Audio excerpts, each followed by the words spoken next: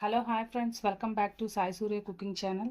ఈరోజైతే కాకరకాయ కర్రీ చేద్దామండి. చేదు కాకరకాయ కర్రీ నేను కట్ చేసి పెట్టుకున్నా రెడీగా ముక్కలు. ఎప్పుడు లాస్ట్ టైం ఒకసారి ఫ్రై చేశాను కదండి, ఈసారి కర్రీ చేద్దామని. నెక్స్ట్ పిల్లలు కూడా సరిగ్గా చేదుగా ఉంటుందని తినడానికి ఇష్టపడరు కదండి. కొంచెం మనం స్వీట్ బెల్లం ఏదైనా యాడ్ చేసి చేద్దాం. ఓకేనండి. ముందుగా అయితే ఆనియన్స్ అవి కట్ చేసుకుందాం అండి. ఓకేనండి, స్టవ్ వెలిగించి ఒక కళాయి పెట్టుకుందాం. నెక్స్ట్ ఆయిల్ వేసుకుంటామండి. 2 టేబుల్ స్పూన్ అంత ఆయిల్ వేసుకోండి. ఓకేనండి, ఆయిల్ హీట్ ఎక్కింది కదా, కొద్దిగా ఆవాలు జీలకర్ర వేసుకుందామండి.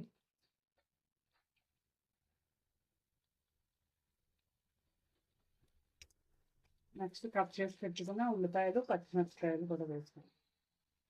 ఒక 3 ఆనియన్స్ వేసుకోండి.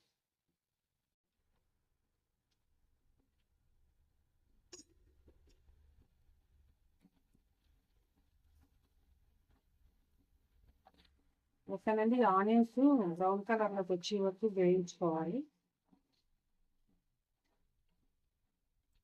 ఓకేనండి, ఆనియన్స్ ఫ్రై అయ్యాయి కదా, ఇప్పుడు మనం అల్లం వెల్లుల్లిపాయ పేస్ట్ వేసుకుందామండి. ఓకేనండి, అల్లం వెల్లుల్లి పేస్ట్ కూడా వేయింది కదా, కొద్దిగా కరివేపాకు వేసుకుంది. నెక్స్ట్ మనం ముందుగా కట్ చేసి పెట్టుకున్నాం కదండి, కాకరకాయ ముక్కలు వేసుకుంది. కడిగి కట్ చేసి కాకరకాయ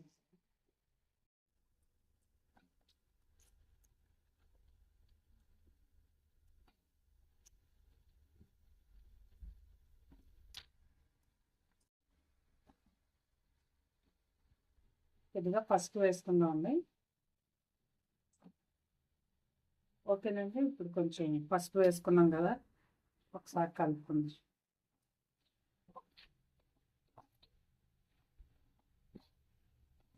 పసుపు వేసి కాసేపు ఇలా ఒక 10 నిమిషాల పాటు మూత పెట్టుకుందాం అండి. అప్పుడు కాకరకాయ కూడా బాగా మగ్గుతుంది, అంటే కొంచెం బాగా కుక్ అవుతుంది.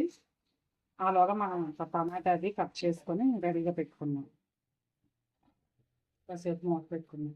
ఈ మాత్రం చింతపండు కూడా నానబెట్టుకుందాం అండి. మనం ఇది చిన్న ఓకేనండి, 10 నిమిషాలు అయింది కదా, చూడండి.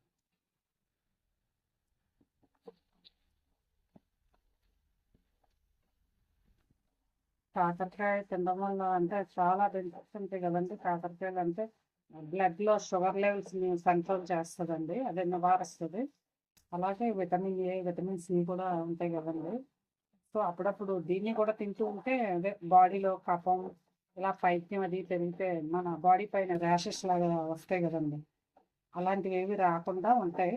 కనీసం వీక్లీ వన్స్ అయినా తింటూ ఉండాలండి కాకరకాయ కూడా, ఏదో ఫ్రై అయినా పులుసు అయినా ఏదో రూపంలో. ఓకేనండి, ఫ్రై అయింది కదా, ఇప్పుడు మనం ఒక టమాటా కట్ చేసుకున్నాము, దీన్ని కూడా వేసి అలాగే నెక్స్ట్ కొద్దిగా ఉప్పు కూడా వేసుకున్నామండి, రుచికి సరిపడినంత సాల్ట్. చింతపండు వేస్తాం కదండి కొంచెం. అలాగే కొద్దిగా ధనియాల పౌడర్ కూడా వేసుకున్నాను, ఒక పావు స్పూన్ అంత ధనియాల పౌడర్ కూడా వేసుకున్నాను. నెక్స్ట్ ఒక పావు స్పూన్ అంత జీలకర్ర పొడి, పావు అంత జీలకర్ర పొడి వేసుకున్నాక ఇదంతా బాగా కలుపుకొని ఇంకొక 10 నిమిషాలు.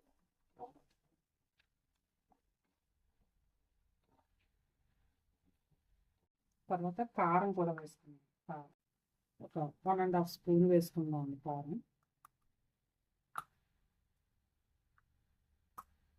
కాకరకాయ చేదుగా ఉంటుంది కాబట్టి కొద్దిగా కారం ఎక్కువ వేసుకుంటే మనకు చేదు అంతలాగా అనిపించదండి. పిల్లలు కూడా తింటారు. పెద్దవాళ్ళు అయితే తినేస్తాం లేదు, మనం పిల్లలు అంత ఈజీగా చేదుగా ఉంటే తింటారు కదా. మా పిల్లలు అయితే ఫ్రైలా చేస్తే తినేస్తారండి, ఆయిల్లో డీప్ ఫ్రై చేసి చేస్తాం కదా. ఇలా కర్రీలా చేస్తే చేదుగా ఉంది మమ్మీ తినం. ఓకే అండి, ఒక 10 నిమిషాలు మూత పెట్టుకుందాం.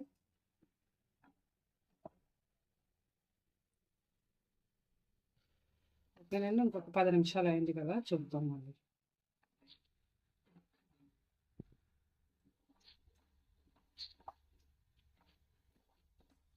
వేగింది కదండి, ఇప్పుడు మనం చింతపండు రసం వేసుకుందాం. కొద్దిగా చింతపండు రసం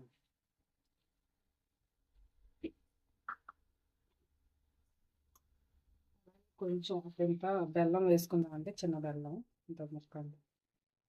కొద్దిగా వాటర్ కూడా యాడ్ చేసుకుందామండి. కొద్దిగా ఒక హాఫ్ కప్ అంత వాటర్ వేసుకుందాం.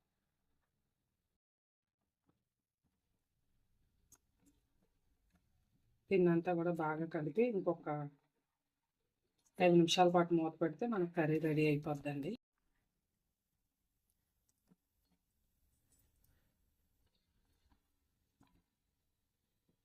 ఒక 5 నిమిషాలు అయింది కదా, చూద్దామండి. కర్రీ రెడీ ఓకేనండి, కర్రీ రెడీ అయిపోయింది. దీన్ని మనం స్టవ్ ఆఫ్ చేసి ఒక సర్వింగ్ బౌల్లోకి తీసుకుందామండి. ఓకేనండి, ఎంతో రుచికరమైన కాకరకాయ కర్రీ రెడీ అయిపోయిందండి.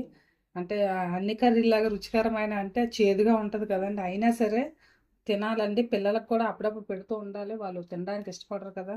ఓకేనండి, మీరు కూడా ట్రై చేయండి. ట్రై చేసి టేస్ట్ చేసి మీ ఫ్రెండ్స్కి కూడా షేర్ చేయండి. నచ్చితే కనుక ఒక కామెంట్ కూడా పెట్టండి.